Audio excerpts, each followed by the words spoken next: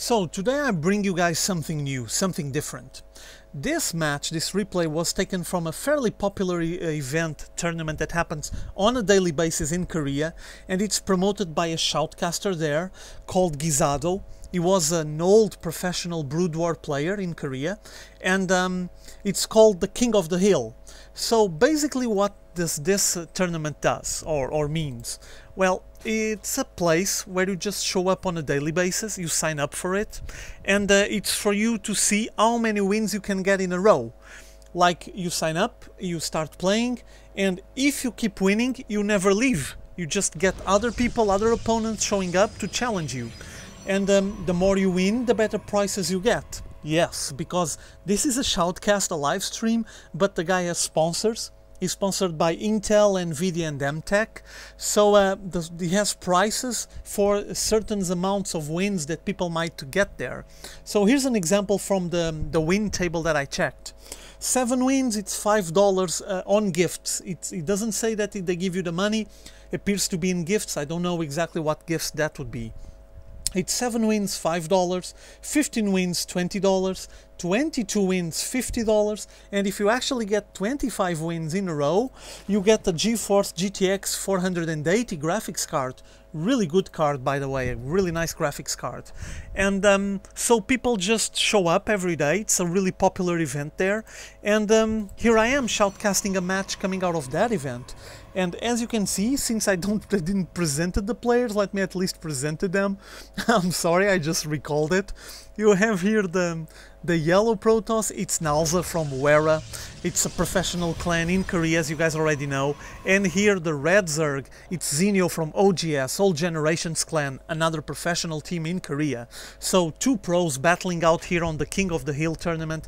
It's going to be pretty cool, I'm pretty sure of it, at least I'm hoping, because the players involved are really high ranked.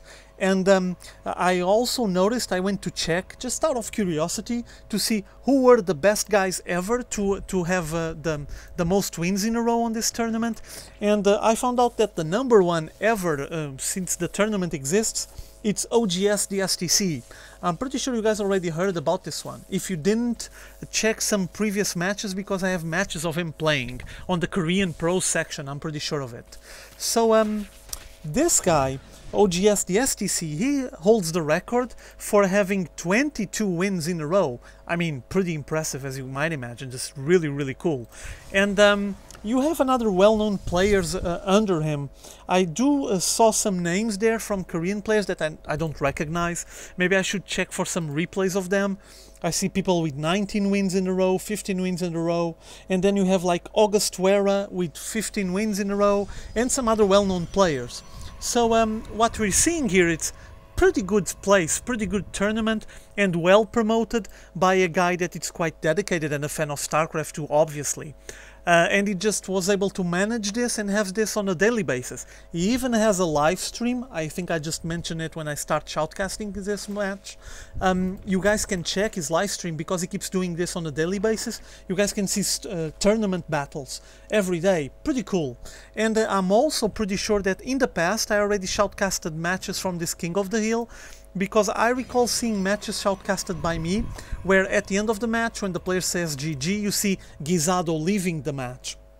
And I can assume that those ones are from his King of the Hill. I just didn't have enough information to feed into you guys to just help you guys and clear that out. So let's focus a bit on the match, because I'm already ignoring the match for quite a while to explain this, so let's look at what's going on.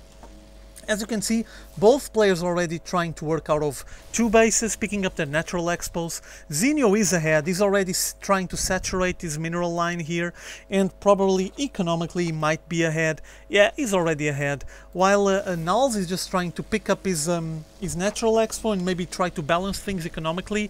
Oh, Zenio is gonna get out. Yeah, this Overlord is down. There he goes, off.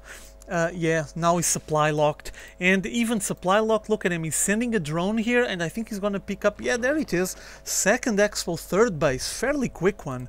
Hopefully he's gonna get more drones and get more supply, because he needs some overlords to keep building. He's just supply locked at the moment. So like I was saying, look at how quick he's picking up the expos here, already working out of 3 bases and the game just started now.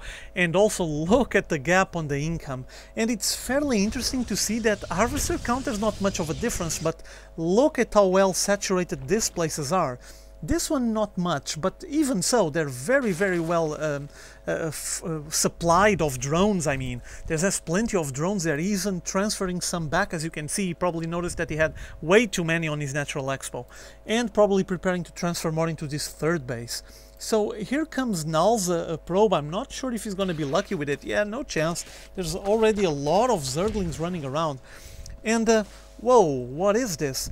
Oh, another hatchery on his natural expo. Jesus, he's going really quick. Zenio just pumping hatcheries. He already going on to his 4th hatchery, is that it?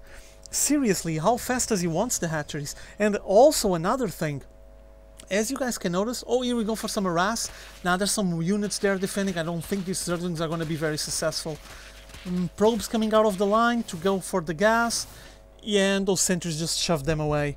So, like I was saying, he's gonna work out of 2 hatcheries on his natural expo, and usually this is a sign that he doesn't want to evolve his tech, like getting to the 2nd layer of tech or 3rd layer. He basically wants to mass produce what he can already produce. So he get more, as you can see, he gets more cocoon, so he can produce more. So we might be seeing some mass production of Zerglings or some other lower tier unit. Though he's getting the lair now, so maybe Hydralisks, I don't know, or maybe Mass Muta. To be honest, at the moment I'm not sure, I'm just gonna wait and see.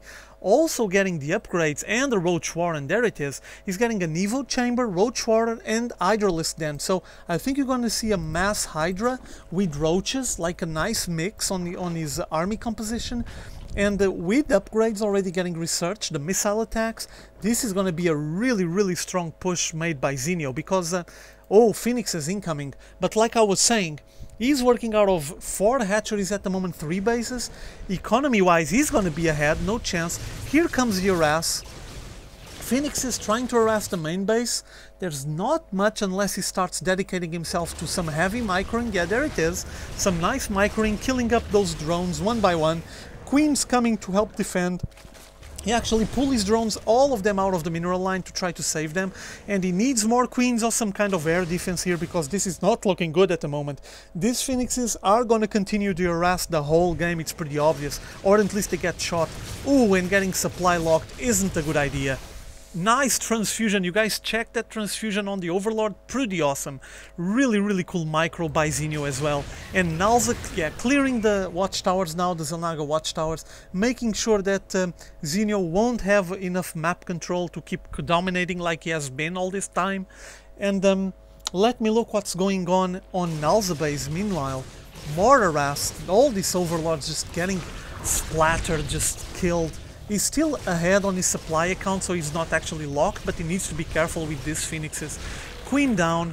This, look at the amount of drones here as well. He's just pumping as much as he can. Very well played on the economy-wise. Zenio is just doing his homework so well. Look at him, way ahead, 67 harvesters, almost on 2,000 minerals, just brutal income.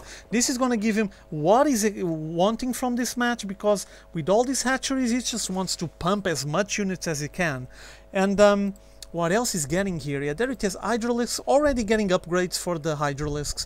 He already getting the missile attack there, so these Hydralisks are gonna get really strong. We did saw a Roach Warren, I recall that, so I'm hopefully gonna see a combination with Roaches. Would be interesting because, well, you can send the Zerglings ahead to soak up some of the damage, but the Roaches are just so good at it. And look at all the upgrades he's getting for his units now. Ventral Sacs, Glial Reconstitution and Burrow.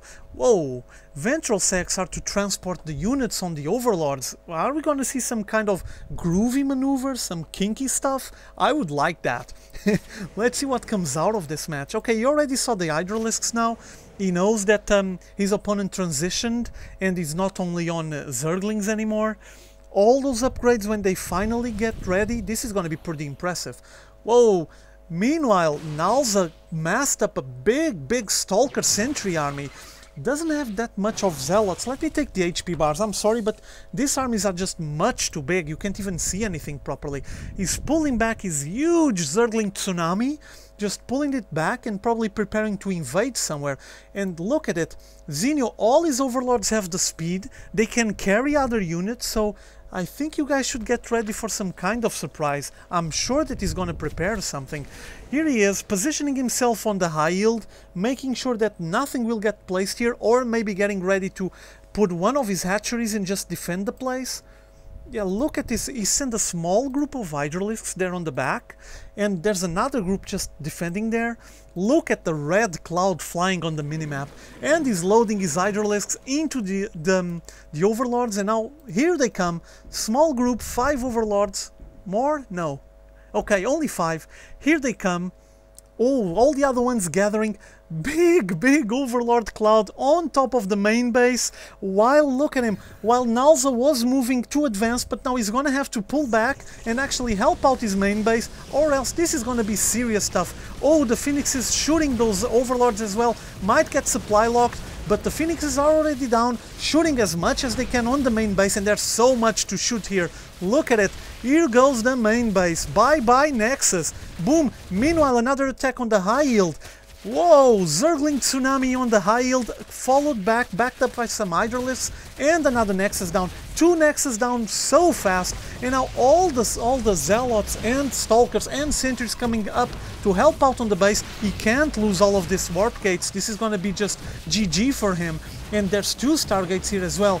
This amount of hydralisks won't be able to survive for long, but they're actually benefiting from this choke point here. You see how long the Stalkers take to pass there, so pretty impressive. Though they're gonna get killed, he destroyed the Nexus here. Fairly interesting harass, very nice move. And meanwhile, NalZa also lost his high mineral field that he had here. So he lost the mineral field and the Nexus. He's only working out of 1 base. This is going to have a large impact on his income. As you guys can see, look at the difference, it's just brutal. And his hydralisks already have 1 upgrade on the range, on the attack. Roach is now getting into the mix. I think you're going to have some Burrow and Glial reconstitution getting pumped here on these units so they can benefit from it and just survive longer. And here it comes, mass attack. Look at the Zerglings just trying to surround as best as they can. Brilliant play with the shields. Look at this brilliant force field playing. Whoa, very nice play. All the units just got held back.